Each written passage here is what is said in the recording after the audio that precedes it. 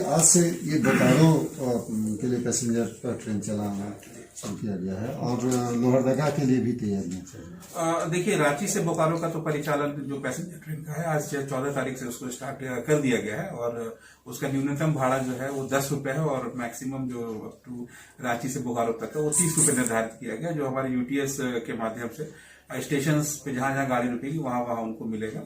UTS terminal से लोग ले सकते हैं और कोविड रिलेटेड जितने भी प्रोटोकॉल्स उनका भी पालन करना है, जैसे कि ट्रेन खुलने से 90 मिनट पहले स्टेशन आना है, सोशल डिस्टेंसिंग, फेस मास्क, इन सब का इस्तेमाल करने के लिए जो प्रोटोकॉल्स है वो करना ही है। और जहां तक रांची लोहरदगा ट्रेन की बात है, अभी कोई निश्चित निर्देश उसका हम लोगों को मिला नहीं है कि उसे कब से चलाना है। निर्देश मिलेगा तो हम लोग डेफिनेटली तो ये बोकारो प्रतिदिन चलेगी? जी, प्रतिदिन चलेगी और रांची से दोपहर में 15:55 पे चलेगी और बोकारो शाम में ये 19:15 पे पहुंचेगी। और आज से काउंटर्स जी है, जो यूटीएस के जो काउंटर्स हमारे रांची स्टेशन हो या नामकुम टाटी सिल्वे स्टेशन हो, जहां जहां ट्रेन रुक रही है सब जगह काउंटर्स इसके जो खोल रही है।